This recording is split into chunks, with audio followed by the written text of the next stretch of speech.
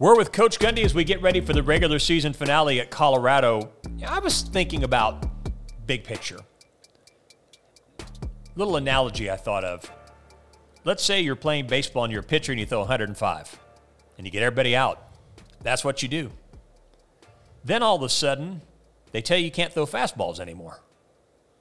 To me, that's kind of the world you're in that you've been so good at developing high school players and finding talent that nobody else could find, and you're still doing that.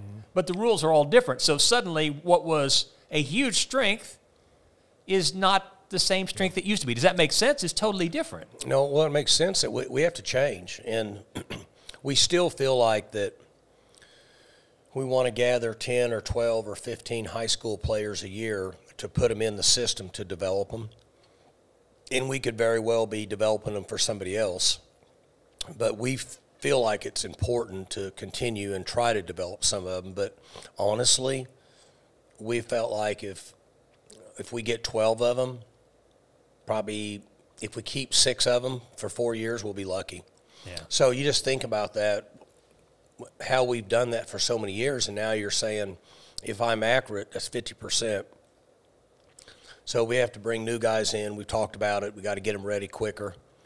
I watched somebody had sent me a video on Coach Saban from Alabama who retired and what he was saying about it, and he's still just blown away by what's actually going to happen starting next year. Yeah.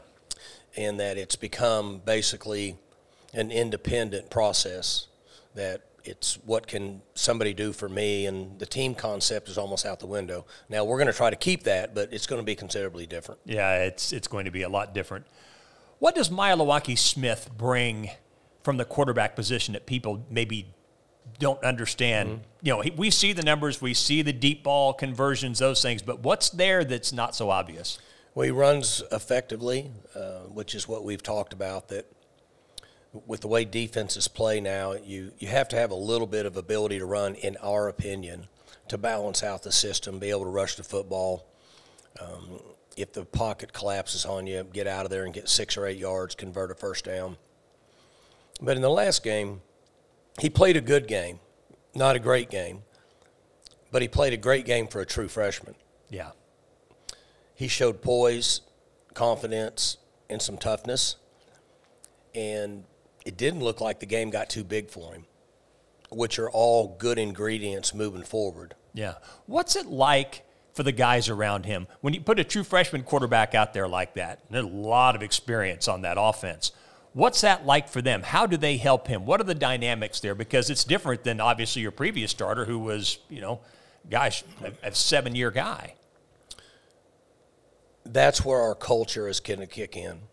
Because the guys that are on this team that are continuing to fight, like we've talked about, the defense didn't chase the ball against Baylor, and the offense didn't finish at West Virginia. Those two parts of our season I was disappointed in. But like last week, everybody played hard and competed. So our culture is still kicking in for us. We had a great week of practice. So the culture that is allowing him to get out there and them support him and be a part of it has helped our football team. Yeah. And as we started this show, one of the things that you were mentioning, those are things that I hope that we can continue on even in this new age of college football. As we look at Colorado, they have the 3rd fewest rushing attempts in all of college football, which, a lot of times you would look at that and say, well, they're one-dimensional. Right. Well, it doesn't matter, does it? Yeah. Because they're just so good.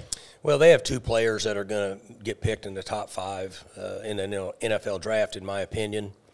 Depending on how you look at it, Travis Hunter arguably could be the very best player in the country based on what he does. He plays 134 plays a game. I noticed that I saw where he didn't get picked for Jim Thorpe, didn't make it a finalist.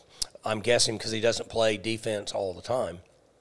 But as far as a great football player, he's a great football player. But, what you're talking about with Coach's son, the issue you have with him is his ability to take off and run to the right, to the left. At any time, he's very elusive, and he slings the ball down the field, makes big plays. They've got a couple other wideouts that play good other than when 12's out there. Yeah. They don't try to run the football, in my opinion.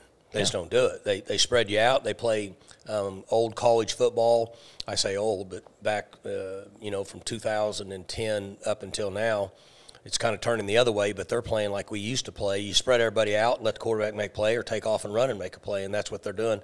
They don't really try to rush the football. That's our show. Thanks for watching.